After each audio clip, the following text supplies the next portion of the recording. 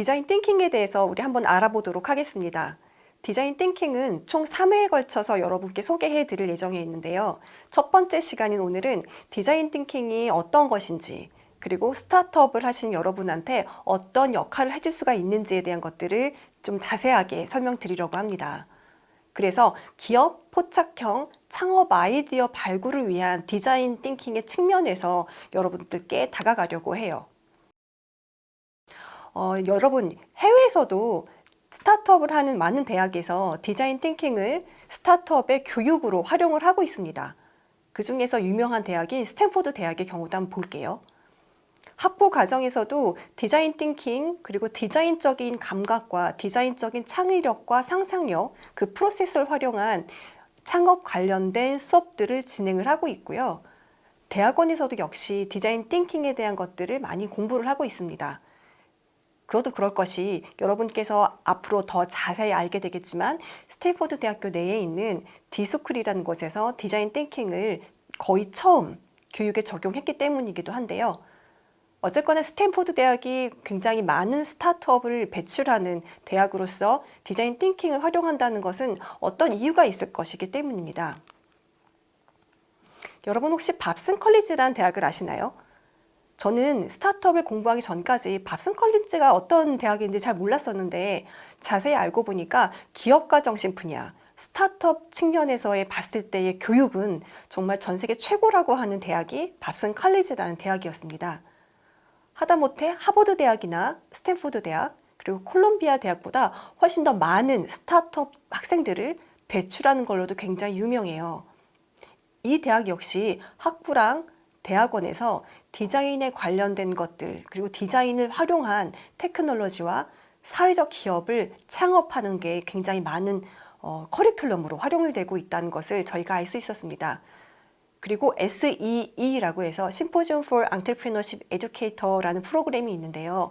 이 프로그램은 스타트업을 가르치는 교육자들을 위해서 밥슨 컬리지에서 전 세계의 교육자들 모아놓고 하는 수업이에요. 이 수업에서 굉장히 많은 시간을 디자인 띵킹을 가르치는 데 활용을 하고 있습니다. 그로부터 공부를 한 교육자들은 디자인 띵킹을 창업에서 어떻게 활용하는지를 배워서 다시 고국에 돌아가서 아니면 자기네 나라에서 그곳에서 이제 디자인 띵킹을 통해서 어떻게 창업을 하는지에 대한 것들 가르치게 되겠죠. 그래서 저는 궁금한 게 있었어요. 왜 스타트업을 하는데 디자인 띵킹을 활용을 할 수밖에 없었을까 해서 저희가 한번 실험을 한번 해봤습니다. 제가 한 10년 가까이, 10년 훨씬 넘었죠. 한 15년 정도 디자인 띵킹에 대해서 연구를 하고 학생들 가르치고 있는데 한 번도 디자인 띵킹이 스타트업을 하는데 어떤 효과를 만들어내는지에 대해서 연구를 해본 적은 없더라고요.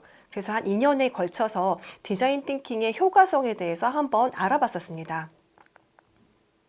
그래서 여러분들과 같이 스타트업을 준비를 하거나 지금 스타트업을 하고 있거나 그리고 스타트업에 관심이 있는 대상으로 한 스타트업 캠프에서 디자인 띵킹을 저희가 한번 수업을 한 다음에 그 전과 그 후가 어떻게 달라졌는지를 비교하는 연구를 진행을 했었어요. 기업가적 가치 지향성이라고 해서 기업가들 그리고 창업을 하는 사람들이 이런 항목이 있으면 성공할 수 있겠다 싶은 5가지 종목의 항목이 있었었는데요. 물론 이거는 아주 오래 전부터 창업과 기업가 정신 분야에서 많이 활용되던 지표입니다. 혁신성, 위험 감수성, 진취성, 성취 욕구, 자율성, 이 5가지 정도의 가치 지향성이라고 하는 부분이 기업을 일으키고 기업을 이끌어가는데 굉장히 중요한 어떤 자질 아니면은 어떤 가치 지향성이라고 우리가 흔히 도구로 활용을 하는 부분이라고 합니다. 그래서 학생들한테 창업에 관련된 것들을 가르치면서 중간에 디자인 띵킹 수업을 1박 2일에 걸쳐서 저희가 진행을 했고요. 그 결과 이 5가지 항목에 어떤 영향을 미쳤는지에 대해서 물론 숫자적으로 저희가 분석을 했고요. 지금 여러분께서 보시는 거는 우리 친구들이 기술을 했었던 이야기들 중에서 인상 깊었던 거나 약간 공통적인 것들을 제가 추려온 거예요. 혁신성 부분을 볼까요? 새로운 시각으로 사물을 보게 돼서 좋았다라는 표현을 굉장히 많이 했습니다. 두 번째는 문제 정의 단계에서 지속적으로 Why란 질문을 통해서 혁신은 원래 없었던 게 아니라 주위에 있는 것들에 대한 본질을 깨닫는 것부터 시작한다라는 사실을 알게 되었다라는 표현도 있었고요. 팀원들의 의견을 적극적으로 그리고 긍정적으로 받아들이기 때문에 본인이 혁신을 할 수 있는 어떤 기틀을 마련할 수 있었다라는 대답을 많이 했었습니다. 이 중에서 제가 하이라이트로 표현한 거는 여러분들께서 기업을 만들 때 기회를 어떻게 포착하느냐의 측면에서 학생들이 대답한 것을 제가 일부러 한번 체크를 해본 거예요. 위험 감수성 부분도 한번 위험 감수성 부분도 한번 보겠습니다. 위험 감수성은 스타트업을 할 때 위험이 닥쳤을 때 이것을 어떻게 받아들이고 어떻게 헤쳐나갈 수 있는가에 대한 이야기인데요. 이 디자인 띵킹을 통해서 위험 감수성에 있는 항목들에 대해서 친구들이 이런 대답을 했어요. 프로토타입을 하고 테스트라는 것을 계속 반복적으로 하면서 내가 뭘 했을 때 틀려도 괜찮다라는 것을 알기 때문에 새로운 것을 시도할 수 있는 용기가 생겼다라는 표현을 했고요. 두 번째로는 아이디어를 발산을 할 때 굉장히 많은 수의 포스트잇을 붙이면서 본인의 의사를 표현하게 되어 있거든요. 그것을 통해서 의심이 들긴 하지만 팀원들과의 소통, 내가 생각하는 것들을 가시화하고 그것들이 팀원들과 함께 토론을 할 수 있는 주제로 활용이 되면서 안심을 하고 계속 새로운 의견들을 적어낼 수 있었다라는 생각을 했다고 합니다.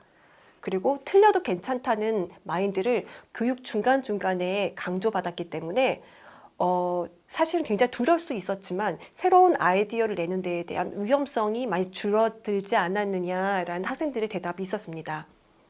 세 번째는 진취성이라는 측면인데요. 우리가 처음 볼 때 창업을 할 때 아니면 스타트업을 할 때 어떤 아이템으로 해야 되지라고 굉장히 막연할 수가 있어요. 그랬던 친구들의 대답이 이렇습니다. 스타트업이 막연하게만 느껴졌지만 공감 단계에서 관찰과 인터뷰라는 구체적인 방법을 알게 됐기 때문에 시도할 수 있는 용기가 생겼다고 합니다. 그리고 디자인 띵킹이 5단계 프로세스가 있어서 구체적으로 어떤 시도를 어떻게 해야 될지를 알게 되었기 때문에 뭔가 진취성을 가지고 진행할 수 있었다는 대답을 했고요. 팀원들과의 공동작업으로 진행했기 때문에 내가 혼자만 생각하는 것이 아니라 친구들의 의사를 듣고 내 아이디어를 점점 발전시킬 수 있었기 때문에 두려움이 없어졌다는 것을 진취성의 측면에서 대답한 친구도 있었습니다. 성취 욕구도 마찬가지예요. 다른 팀과의 경쟁이 됐거든요. 그래서 여러 팀들이 같이 디자인 팅을 하기 때문에 다른 팀들과 같이 어떻게 진행되는지 서로 보는 과정을 통해서 잘해야겠다라는 의지가 생겨서 자기가 더 열심히 할 수 있었다는 이야기가 있었어요. 역시 팀원들과 함께 하기 때문에 성취 욕구를 서로 북돋워줄 수 있었다는 얘기도 했고요.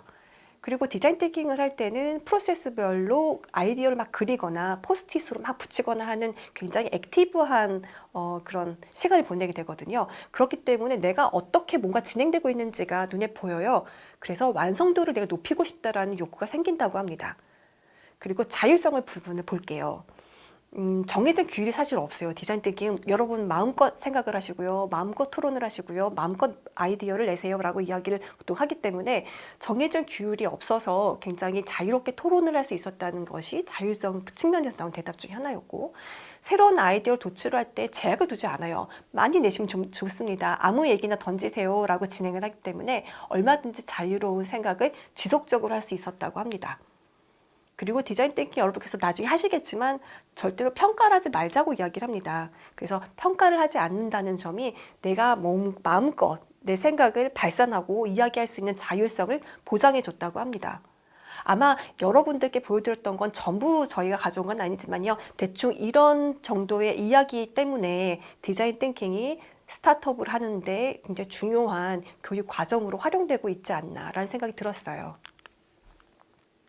디자인 띵킹에 대해서 아직 여러분께 제대로 설명을 안 들었기 때문에 프로토타입이 뭔지, 문제 정의 단계가 뭔지, 공감하게 단지가 뭔지 모르실 수가 있거든요.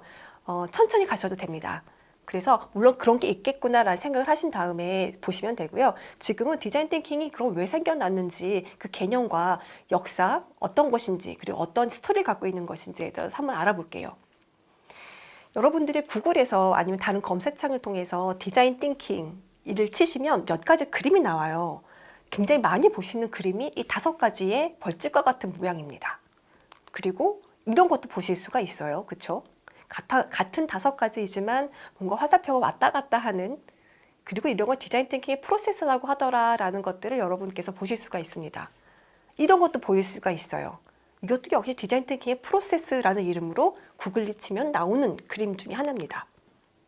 보시는 그림은 디자인 띵킹의 확산과 수렴이라는 이름으로 구글에 검색이 되실 텐데요. 이런 그림들도 보실 수가 있고요.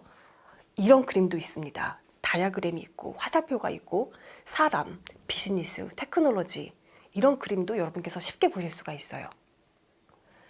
그리고 또 디자인 띵킹에 대해서 저런 그림을 쉽게 보실 수 있다면 이 디자인 띵킹이 그럼 뭔지에 대해서 우리가 한번 알아볼게요. 영어로 굉장히 복잡하게 써 있는데 이 팀 브라운이라고 아이데오라는 디자인 띵킹을 어떻게 보면 구체화하고 이 세상에 알려지게 한 회사인 아이데오의 CEO인 팀 브라운이 얘기하기로는 디자이너의 센서티빌리티와 그러니까 뭔가 감수성과 그리고 방법론을 활용한 사용자 중심의 방법론이다라고 이야기를 하면서요. 이것은 사람의 니즈를 충족시키는 문제를 해결하기 위한 거다. 그리고 이거는 기술적으로 구현이 가능하고 그리고 상업적으로 지속 가능하게 성공할 수 있는 방법 중에 하나다라고 이야기를 해요.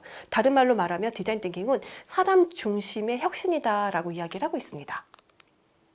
역시 팀 브라운이 이런 이야기를 했죠. 디자인 띵킹은 사람 중심 그리고 굉장히 협력의 방법이 적용된 어프로치 중에 하나고요. 이것은 문제를 해결하기 위한 방법으로서 복잡한 문제를 해결하는 마인드셋, 그 중에서도 디자인된 마인드셋이라고 표현을 하고 있어요. 그리고 디스쿨, 나중에 말씀드리겠지만 스탠포드에 있는 대학 하나의 이제 과정이죠. 디스쿨이라는 곳에서는 디자인 띵킹은 굉장히 창의적인 문제 해결 방법론이다라고 이야기를 하고 있습니다. 그것 말고도 디자인 띵킹에 대한 다양한 정의들이 굉장히 많아요. 그 중에서 제가 마틴 로저, 팀 브라운 그리고 굉장히 유명한 사람들 것만 몇 개 추려왔습니다. 한번 보시면 될 것 같은데요. 다 읽지는 않고 한번 주요 키워드 중심을 한번 볼게요.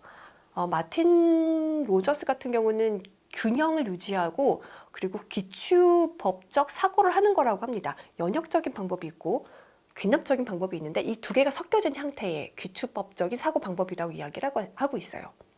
또 밑에 보시면 사람들의 요구를 충족하고 디자이너의 감수성과 방법론을 활용한 것이다. 그리고 사고법이면서 훈련법이다 라는 표현들을 하고 있고요. 쭉 내려가 볼게요. 창의적인 사유 방식이라고 이야기하는 사람도 있습니다. 그리고 로선이랑 크로스 같은 경우는 실행 중심 행동을 이해하는 하나의 방법이다라는 이야기도 하고 있어요. 데이비드 켈리라고 스탠포드 대학 교수 중에 한 명은요. 사람 중심의 방법론이고 굉장히 빠른 실패와 협업을 통해서 혁신을 이뤄내어가는 어떤 과정이면서 마음가짐이라고 이야기를 하고 있어요.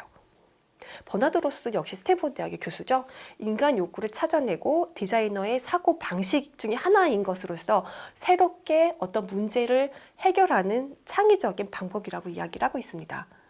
그리고 대표적으로 이제 많은 사람들이 이야기를 했을 때는 사실 계속 반복되는 이야기이긴 하지만요. 디자인 사고 방식, 문제 해결 방법, 그리고 생각들을 사람 중심으로 하고 그것을 시각화하는 것들이다라는 것들이 다양하게 정의가 되어 있습니다. 디자인 띵킹은 1958년 스탠포드 대학으로 그 역사를 거슬러 내려갑니다. 원래는 기계공학과의 세부 전공으로서 디자인 디비전이라는 과목이 개설되어 있었어요. 여러분 스탠포드 대학은 굉장히 IT가 강한 대학 중에 하나죠. 근데 기계공학과의 한 과목으로서 디자인 수업을 시작을 하게 됐다는 거는 굉장히 좀 인상적이었었던 것 같아요. 그리고 그 수업은 예술과 공학과 심리학을 아우르는 모든 과목들이 융합된 형태로 수업을 진행을 했다고 합니다.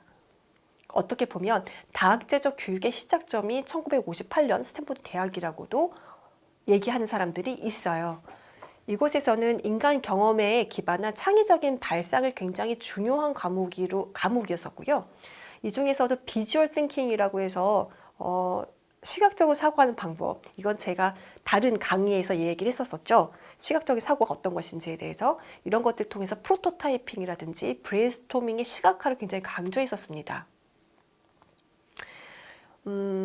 이어서 디자인 띵킹을 굉장히 구체화하는 굉장히 중요한 사건이 일어나는데요. 한참 거슬러 올라와서 1991년에 디자인 띵킹을 비즈니스로 어떻게 성공시킬 수 있는가에 대한 것들을 발견해내고, 그리고 교육을 어떻게 조금 더 구체적으로 할 수 있을까에 대한 체계를 잡은 아이디어라는 회사가 설립되게 됩니다.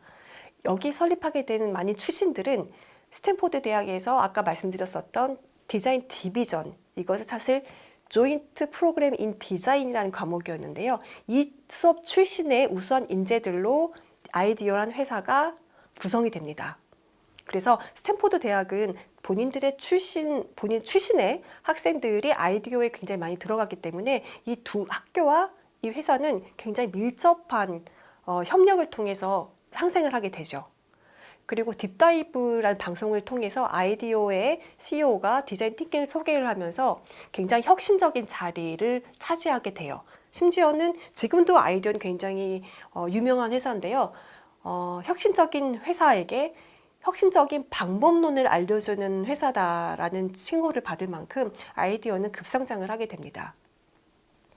그리고 2015년 SAP라고 해서 독일에 있는 굉장히 유명한 소프트웨어 회사죠. 이 회사에서 디자인 띵킹에 굉장히 감명을 받은 하소 플래터트너라는 CEO가 굉장히 많은 돈을 350만 달러였을 거예요. 그 비용을 스탠포드 대학에 기부를 하면서 스탠포드 대학의 디자인 띵킹 중심의 교육 과정이면서 어떤 스쿨이죠. 그 스쿨이 설립이 되는데 그게 제가 앞서서 말씀드렸었던 디스쿨이라는 스쿨입니다.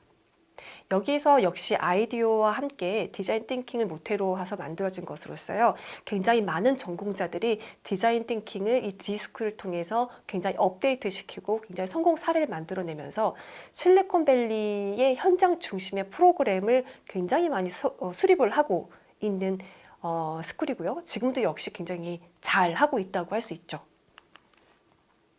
디자인 띵킹의 탄생 배경은 지금 말씀드렸었던 스탠포드 대학, 그리고 그것에 이어서 그것을 상업화한 아이디어, 그리고 결국은 SAP라는 회사에서 많은 비용을 들여서 스탠포드 대학의 디스쿨이라는 디스쿨의 스쿨을 설립을 하면서 거기에 교육을 조금 더 구체적으로 하게 된 어떤 큰 그림이 있는데요. 이것은 실리콘밸리라는 어떤 지역적 특성과 함께 맞물려서 급성장을 더 하게 되죠. 지금 보시는 그림은 실리콘밸리의 사진인데요. 실리콘밸리 유튜브, 오라클, 페이스북, 야후, 구글, 인텔, 애플, 이베이, 시스코, 엄청난 그 스타트업 중심, 그리고 지금은 스타트업보다 더 대기업이 된 IT 회사들이 포진을 하고 있습니다.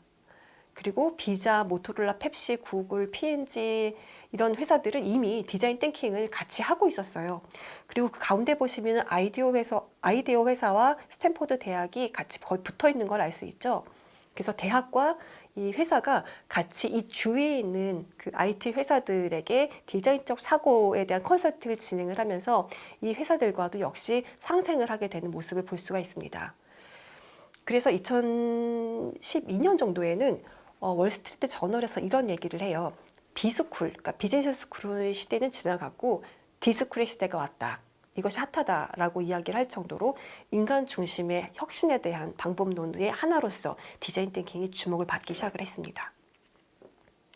디자인 띵킹의 특징이 몇 개가 있는데요. 첫 번째는 팀 중심이에요. 그리고 하나의 프로젝트를 하는 거고요. 이것은 머리로만 생각하는 게 아니라 실제로 움직이고 활동을 하면서, 즉 실행을 하면서 이루어지고 있다는 특징을 가지고 있습니다. 극단적 협력이라고 표현할 정도로 팀 중심이 굉장히 중요하기 때문에 팀을 어떻게 구성하느냐도 디자인 띵킹을 진행한 입장에서는 매우 신경 써야 될 부분이에요. 화학과 정치학과 미디어학과 법학과 엔지니어링 다 합해서 그 분야에 있는 전문가들과 함께 토론을 하고 진행을 하면서 이 프로젝트들을 완성해 나가는 그 일련의 과정이 굉장히 많은 것들을 가르치는, 그리고 우리 스스로 배워갈 수 있는 과정이라고 할 수 있습니다. 그러면 디자인 띵킹이랑 일반적인 비즈니스 띵킹, 그러니까 스타트업을 하기 전에 그냥 일반적으로 디자인 띵킹을 사용하지 않는다면 비즈니스적인 사고는 어떻게 구성이 되고 이 두 가지는 어떤 차이가 있지? 라는 고민을 하실 수가 있어요. 제가 그림 한번 그려봤는데요. 비즈니스 띵킹은 일반적으로 어떤 문제를 먼저 주어집니다. 그리고 그거에 대한 솔루션 하나로 실험을 하는 과정이죠. 예를 들어서 제가 엘모 전자회사에 다녔을 때 지금 스마트폰 사업을 접게 됐었지만 제가 처음 들어갔을 때 스마트폰 시장이 막 성장할 때였었어요.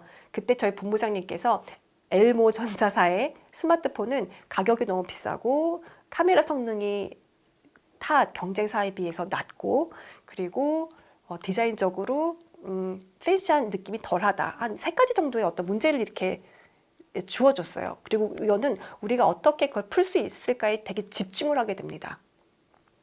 이게 이제 비즈니스적인 사고고요.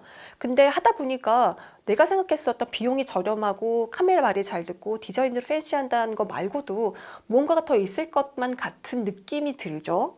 그거를 위해서 디자인 띵킹이나 프로세스를 활용해서 저희가 다시 한번 그 문제점에 대해서 들여다보게 돼요.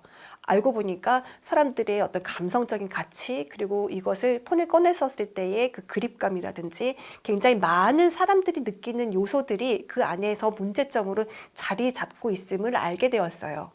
그래서 이것은 주어진 문제를 푸는 것이 비즈니스 싱킹의 어떤 전형적인, 전부 다 그렇다고 할 수는 없겠지만요. 전형적인 모습이라고 한다면 디자인 띵킹은 주어진 것이 무엇이 문제가 되지? 어떤 게 문제일까? 라는 그 문제를 찾음으로써 새롭게 컨셉을 발굴을 하거나 기회를 포착하는 역할을 하는 게 디자인 띵킹의 큰 특징이라고 했습니다.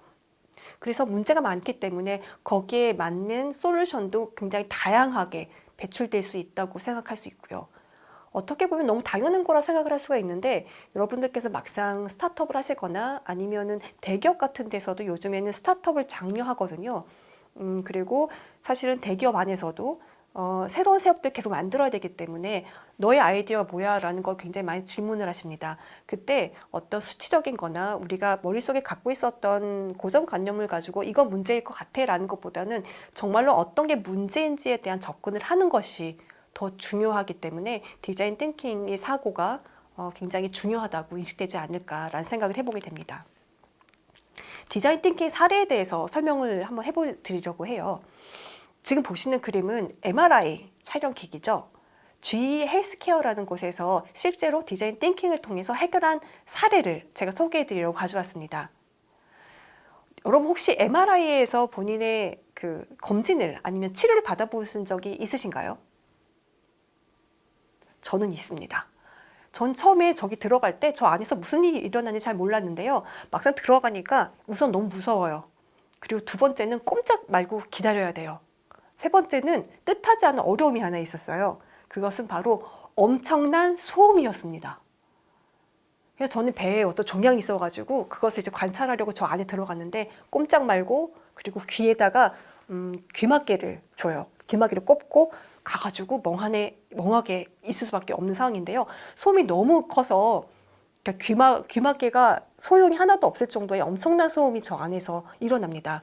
그러다 보니까 3살에서 8살 난 아이들이 진정하지 못해서 거기서 자꾸 움직이는 거예요. 그래서 85% 정도의 어린아이들에게 진정제를 줘야만 정상적인 MRI에서의 치료와 촬영이 가능했다고 합니다. 이 문제를 해결하기 위해서 어떻게 하면 좋을까를 고민을 많이 했어요. 왜냐하면 3살에서 8살짜리 친구가 저 안에 들어가게 되는데 몇 번을 계속 들어가서 검사를 받고 치료를 하고 계속 반복을 하는데 그때마다 계속 진정제를 맞는 거는 그 한창 자라날 어린 아이들에게는 결코 좋은 게 아니겠죠. 그래서 GE는 이것을 디자인 띵킹으로 어떻게 풀지를 고민을 했습니다. 처음에 이런 생각을 했겠죠. 소음이 너무 크다. 그리고 저 기계가 너무 무섭게 생겼다. 그리고 꼼짝 말고 있어야 되는 것이 너무 고통스러워서 가만히 꼼짝 말게 할 수 있는 자연스러운 방법이 필요하다 등등이었겠죠. 근데 GE 헬스케어에서는 좀 다른 식으로 접근을 했어요. 과연 어떤 것이 문제일까라는 거였죠. 그래서 우리가 지금 제가 말씀드렸었던 이게 문제다라는 것에 머무르지 않고요. 정말로 근원적인 문제가 뭔지에 대해서 집중하기 시작합니다. 아이들을 만나보고 아이들이 행동하는 것을 바라보고 같이 아이들이랑 지내면서 이 아이들이 저기 들어가기 전에 어떤 심리고 어떤 게 문제가 될 것인가에 대해서 깊이 공감을 하게 되죠. 결국 알게 된 것은 이 아이의 문제점은 저기 들어가는 것에 대한 두려움이 문제였던 것 같아요. 그래서 저 두려움만 만약 해결해 준다면 소음, 그리고 가만히 있는 거, 저 큰 무서운 기기들 이런 것들에 의해서 본인이 진정제를 맞아야 할 만큼의 어려움을 겪지 않을 거라는 예측을 하게 됩니다.